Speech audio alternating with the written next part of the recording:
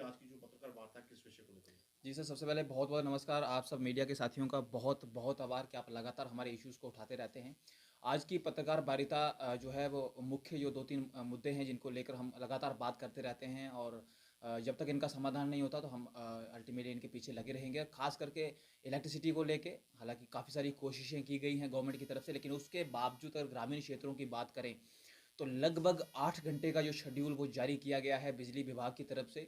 और मैं आपके माध्यम से बताना चाहूँगा कि सुबह 3 घंटे, दिन को 2 घंटे और शाम को जो है वो 3 घंटे, जब जो है रूरल एरियाज़ में सबसे ज़्यादा ज़रूरत होती है, सर्दी के दिन हैं।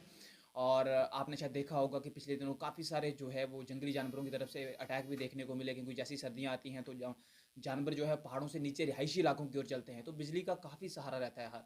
बल्कि हर ज़रूरत के लिहाज से बिजली बहुत इंपॉर्टेंट है ग्रामीण क्षेत्रों के लिए। लेकिन कट इतना बढ़ा दिया गया है कि जिसकी वजह से बहुत प्रॉब्लम्स लोगों को फेस करनी पड़ रही है। आम पब्लिक को ये समझाना मुश्किल है कि कट कहाँ से लग रहा है, कैसे लग रहा है। पहले जो था वो एसएलडीसी की तरफ से लगाया जा रहा था, बड़ी लाइन्स का कट था, पूरे-पूरे ग्रिड बंद हो रहे थे। लेकिन अब जो है वो पिछले 1-2 दिन से जो है वो जो हमारे अपना रिसीविंग स्टेशन है, जैसे पट्टी का रिसीविंग स्टेशन है एग्जाम्पल के तौर पर, तो उससे जो है अलग-अलग फीडर जो है वो काटे जा रहे हैं अलग-अलग टाइम पे। तो इसको लेके जो है बहुत बड़ी प्रॉब्लम का सामना करना पड़ रहा है। और पैरेलली अगर आप देखेंगे, अगर इस महीने के बिल देखेंगे बिजली के, तो पिछले के मुकाबले लगभग 2 गुना हो गए हैं। तो ये अपने आप में एक बड़ा मैं ये कहूँगा कि बड़ा डिसअपॉइंटिंग है कि अगर बिजली का आप मिनिमम जो बिल अगर रेज़ भी कर रहे हैं, तो उसकी एक परसेंटेज होती है कि 5% कर दिया, 7% कर दिया, 10% कर दिया।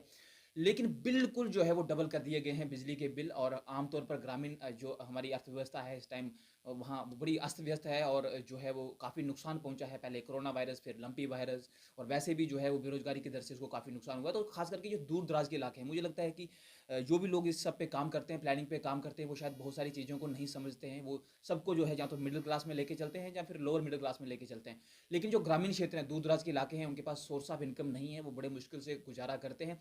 उन लोगों के बिल भी बिजली के सारे सीधा पहले 110-15 के करीब आता था, सीधा 200 क्रॉस करा दिया है इस महीने से।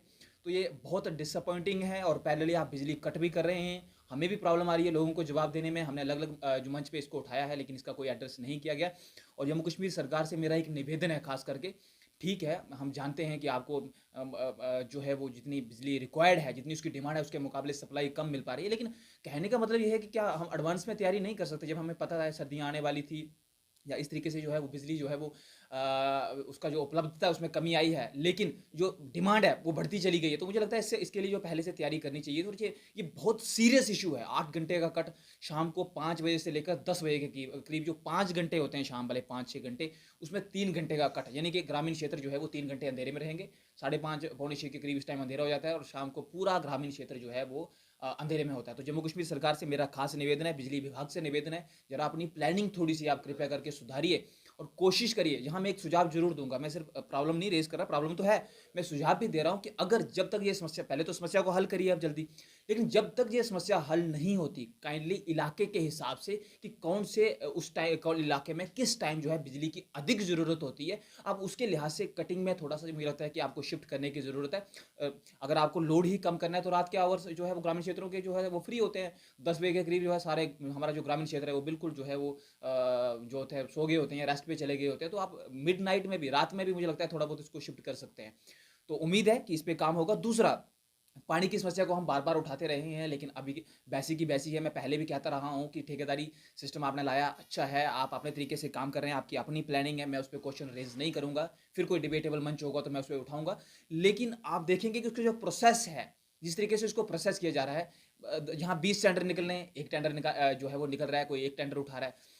मैं समझता हूं, मैं मानता हूं सरकार ने नंबर ऑफ टाइम टेंडरिंग की, किसी ने टेंडर पिक नहीं किया। लेकिन जब number of time government tender pick नहीं, कोई ठेकेदार टेंडर उसमें इंटरेस्ट नहीं शो कर रहा, तो क्या गवर्नमेंट को थोड़ी सी अपनी पॉलिसी शिफ्ट नहीं करना चाहिए? अगर आप 10 करोड़ के टेंडर लगा रहे हैं और कोई भी उसमें इंटरेस्ट शो नहीं कर रहा, आपने एक बार लगा दिया, 2 बार लगा दिया, 3 बार लगा दिया, तो फिर बार बार वहां माथा पटकने की जरूरत नहीं है। काइंडली आप उसको, जहां तो आप थोड़ा कट एंड डाउन करो उसको, अगर 10 करोड़ के हैं तो आप कम से कम उसको 4 हिस्सों में कर सकते हो, 2.5-2.5 करोड़ का कर सकते हो। तो थोड़ा सा अगर आप फेज वाइज कर देंगे उसको, तो मुझे लगता है कि जो लोकल कॉन्ट्रैक्टर हैं, खास करके जे&के के कॉन्ट्रैक्टर हैं, जम्मू के कॉन्ट्रैक्टर हैं, उधमपुर के कॉन्ट्रैक्टर हैं, वो ज़्यादा इंटरेस्ट शो करेंगे। और मैं ये इसलिए कह रहा हूँ क्योंकि पैसे की कमी नहीं है, पैसे को लेके मैं सवाल नहीं उठा रहा, मैं सवाल उठा रहा हूँ मैनेजमेंट और प्लानिंग को लेके। इस टाइम जिस लाइन पे टेंडर नहीं लगा हुआ, और अगर कहीं वहां एक सॉकेट भी टूट जाती है, एक यूनियन भी टूट जाता है, एक बाल की जरूरत पड़ती है, तो डिस्ट्रिक्ट ऑफिस हमें वो एक बॉल देने की पोजीशन में नहीं है। तो अगर छोटे-छोटे बाल, जूनियर और सॉकेटें हमें नहीं मिलेंगी और सिर्फ सारा का सारा बोझ जल जीवन मिशन पे डाल दिया जाएगा कि गवर्नमेंट ऑफ इंडिया पैसा देगी, टेंडर को ठेकेदार उठाएगा तो हम लाइनें चलाएँगे। तो ये तो बड़ी प्रॉब्लम है। ये पैरेलली जो है बिजली के मुकाबले ये पानी की भी समस्या है। तो मेरी गवर्नमेंट से निवेदन है कि थोड़ा-सा इसको रेज़ किया जाए और शॉर्टली जाऊँगा मैं। जी सर।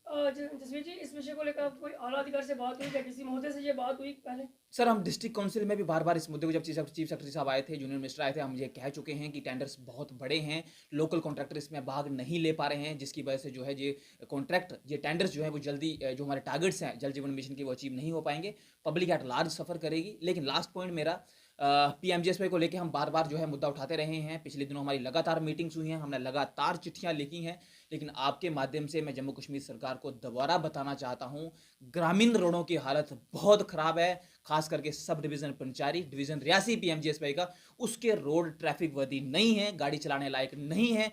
अगर कल को वहाँ कोई भी एक्सीडेंट होता है, कल को कोई भी हादसा होता है, तो इसकी सीधी ज़िम्मेदारी जो पीएमजीएसवाई विभाग है, उसके साथ-साथ जम्मू कश्मीर सरकार की होगी। मैं दोबारा आज इस प्रेस कॉन्फ्रेंस के माध्यम से, मीडिया के साथियों के माध्यम से सरकार को आज मैं चेतावनी देना चाहता हूं कि कृपया करके आप जाग जाइए, जहां एक्शन करना है वहां एक्शन करिए, क्योंकि टाइमली एक्शन नहीं करेंगे तो लोगों की जानें बड़ी कीमती हैं। कहीं कोई हादसा हो गया तो मुझे लगता है कि जवाब देना मुश्किल हो जाएगा। इस उम्मीद के साथ कि सरकार और प्रशासन हमारी आवाज़ सुनेंगे, उम्मीद करते हैं कि वहाँ तक उनकी हमारी आवाज़ पहुँचेगी और खास करके जो बिजली का इशू है, इसको जो है वो इमीडिएट एड्रेस किया जाएगा। बहुत बहुत धन्यवाद।